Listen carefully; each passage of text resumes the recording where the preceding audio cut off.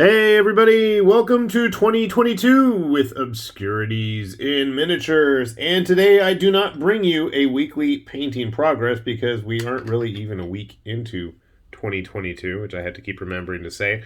And I'll be honest, I really didn't do much painting over vacation anyways. Thank goodness. It was great to have some time to sit down and relax. But you know what I did do? Was I dug through all the boxes, bins, containers, shelves, all of the things we've got piled up with figures around here, and we figured out, you know what, we need to do a good retrospective on 2021's models. And I bring to you my, I guess, top 10 favorite models of 2021, with the caveat that, number one, I had to paint them, and number two, they had to come out in 2021.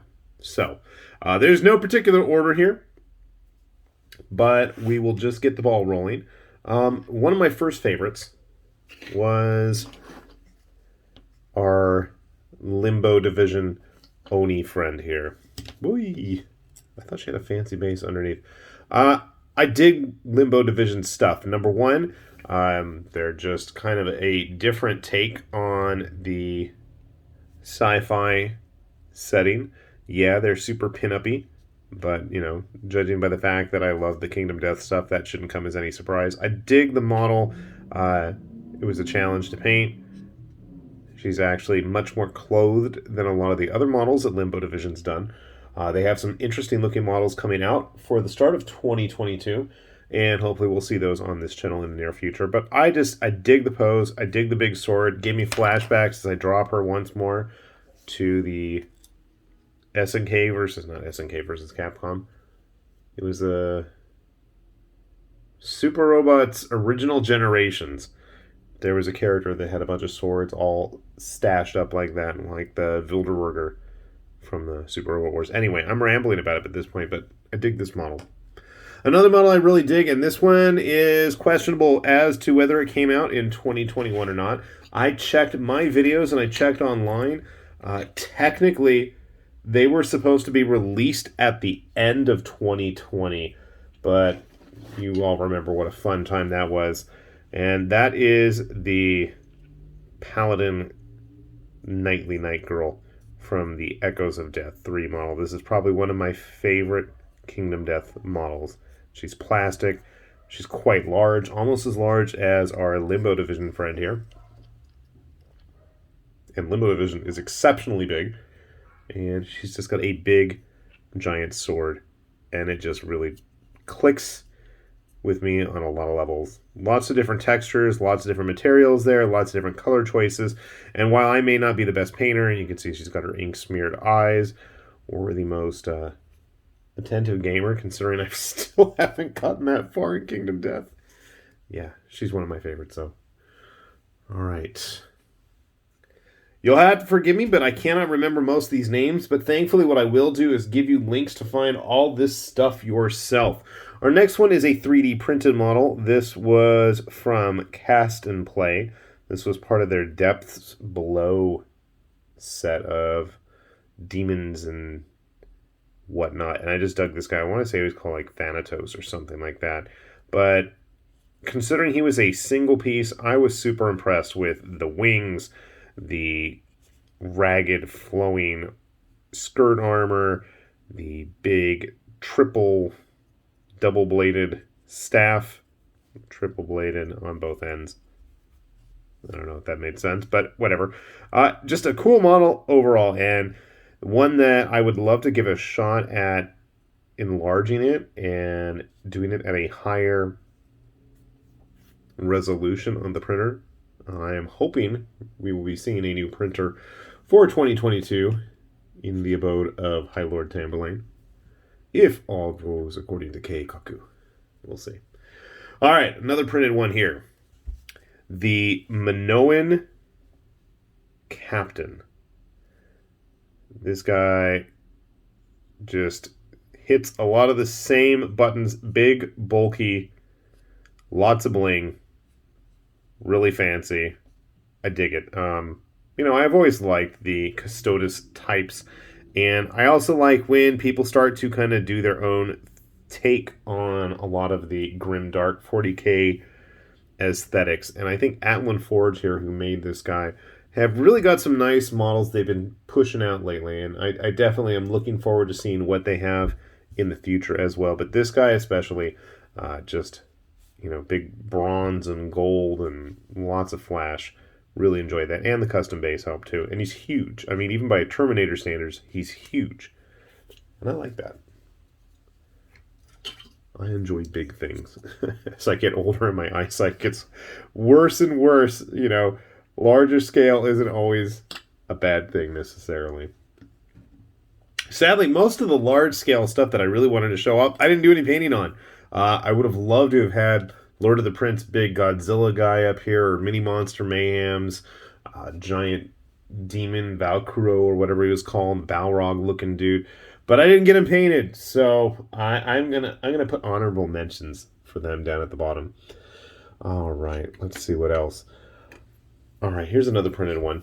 They're not all printed, but of Artisan Guild's relentless cool models that they push out every month, I thought this one, the Thieves Guild set especially, I really love the dynamicism of this pose. You've got her leaping on the tip of the rooftop. You've got, well, you have the option at least of having the raven / crow / whatever bird you want it to be on her hand. That hand is actually, oh no, I take that back. The hand was empty. The hand is modular. All the hands on Artisan Guild models are modular.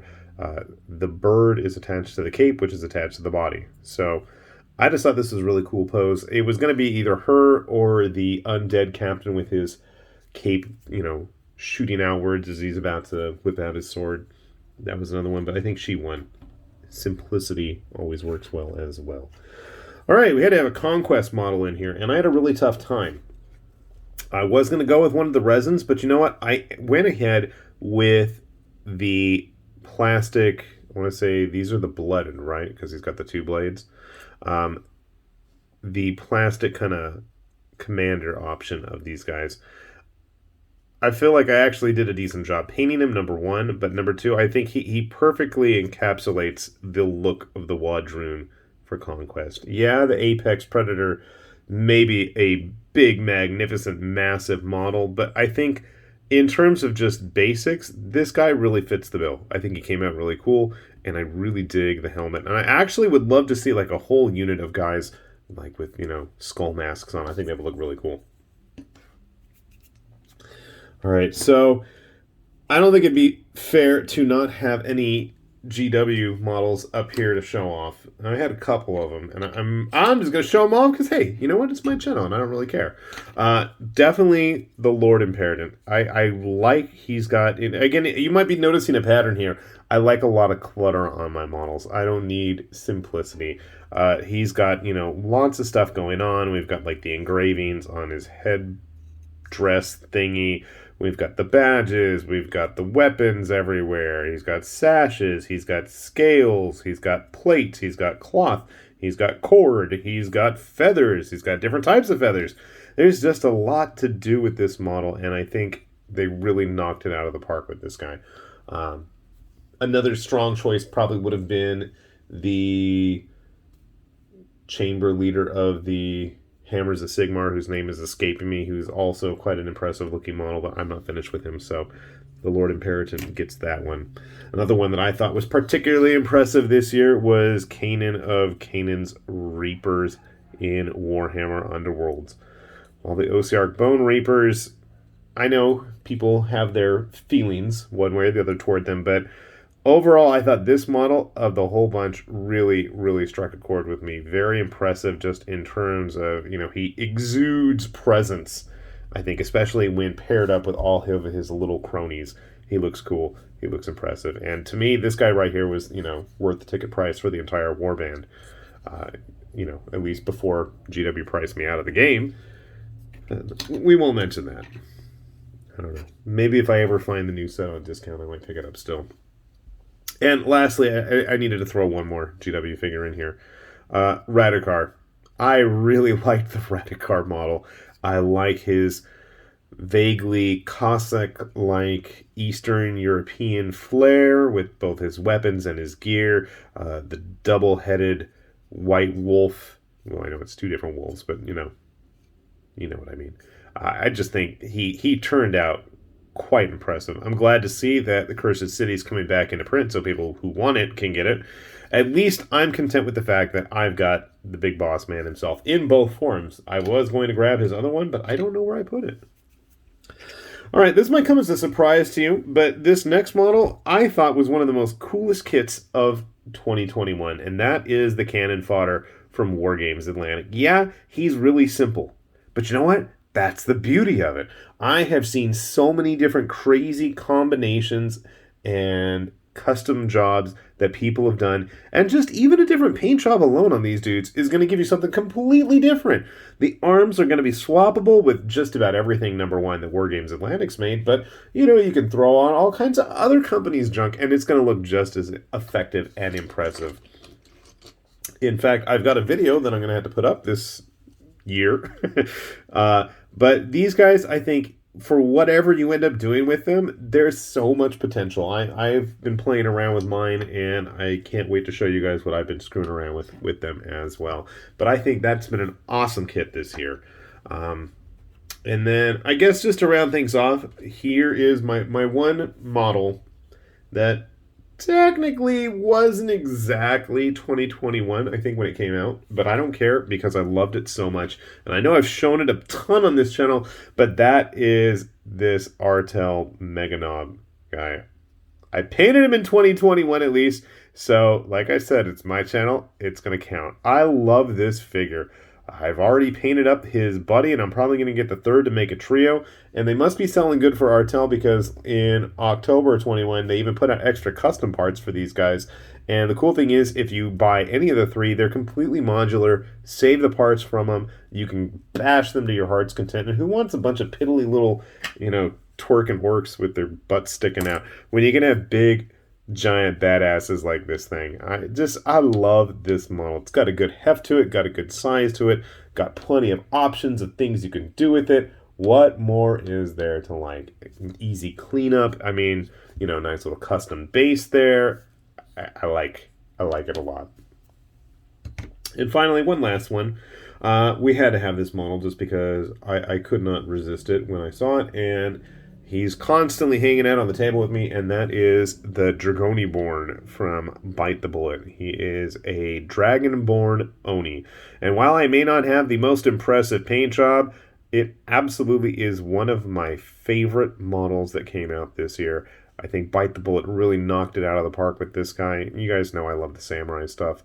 And hopefully I can get some time to actually sit down and play these games and get him on the table, because I know he is one of the prime contenders to see some game time. So that is where I stand with what came out in 2021.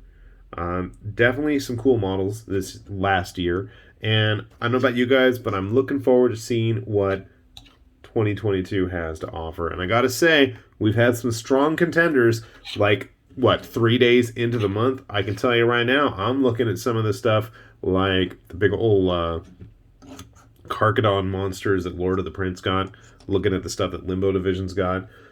Cast and Play's got a bunch of new stuff coming out. Raging Heroes has some samurai that I absolutely am going to be showing once they decide to release those files. And hopefully next week on Monday, we will be having our usual weekly painting progress, because I know I got stuff from family members done, and hopefully I will as well.